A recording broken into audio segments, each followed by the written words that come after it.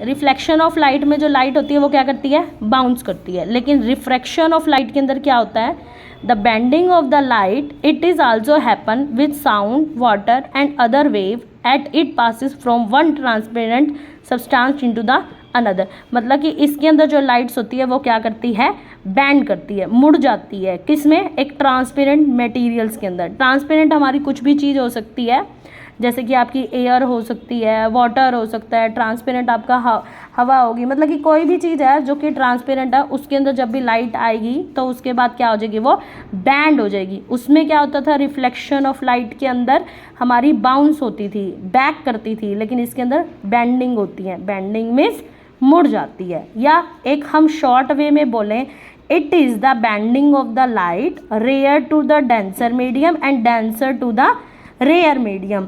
Means कोई भी transparent medium है, एक से दूसरे के अंदर जाना, एक ट्रांसपेरेंट से होते हुए दूसरे में चले जाना, और फिर लाइट का क्या हो जाना, बैंड हो जाना।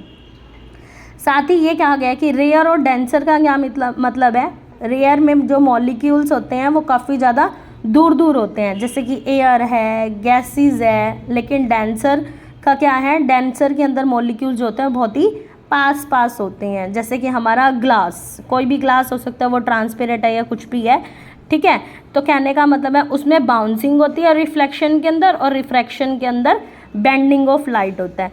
और दोनों ही केसेस के अंदर क्या है, लाइट की स्पीड पर डिपेंड करता है। लाइट की स्पीड जैसे ही चेंज होएगी तो डायरेक्शन ऑटोमेटिकली क्या हो जाएगी, चेंज हो जाएगी, ठीक है।